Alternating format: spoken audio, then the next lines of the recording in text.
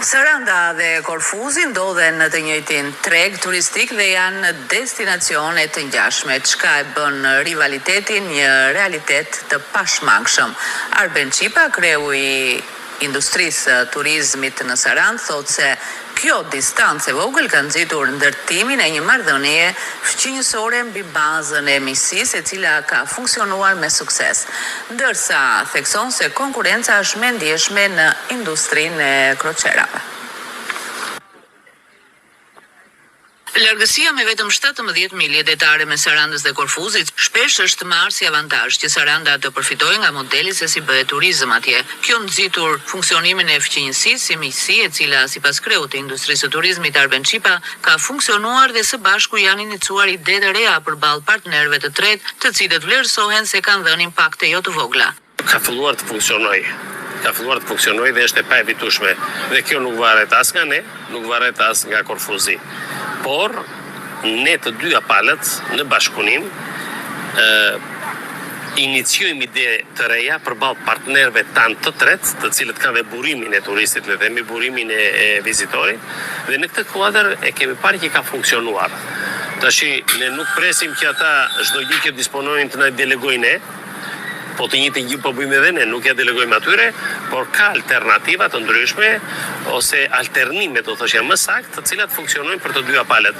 Dhe tash kanë nikur, janë larguar ato dorashka, të cilat ne më para i kemi pasur ose kanë ekzistuar, për faktin se jo unë mendoj për Korfuzin ose unë mendoj vetëm për Sarandën. Jo, kjo është shmangur për arsye se vetë industria e shmang dhe e largon këtë gjë.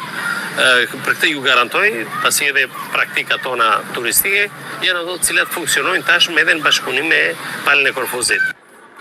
Ndërkohë, të dy qytetet janë destinacione turistike që funksionojnë në hapësirë të afërt dhe operojnë pothuaj në të njëjtin treg turistik, që do të thotë se rivaliteti nuk është i përjashtuar. Kjo konkurrencë, thot Qipa, do të jetë e vështirë për të tejkaluar kur është fjala për industrinë e kroçerave.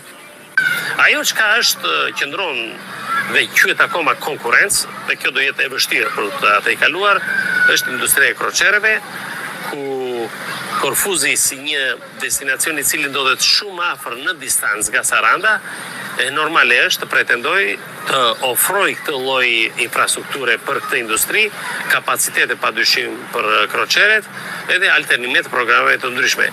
Pra fizikisht, edhe referuar edhe kohës fizike, nuk mund një kroçere të preki edhe Sarandën edhe Korfuzin po brenda një dite, ose një destinacion do të preket ose tjetri.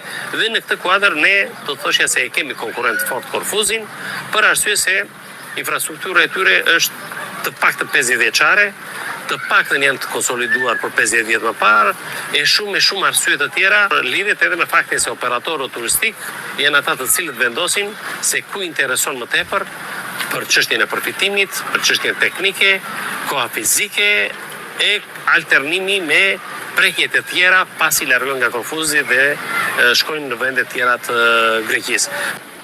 Gjithsesi, afërsia në milje detare mes dy qyteteve ndërkufitare të profilit të lartë turistik mbetet të kthehet në një motivim që bashkëpunimi të reflektojë në adoptimin e mënyrës së funksionimit nga struktura turistike të biznesit dhe ato të qeverisjes vendore të Sarandës.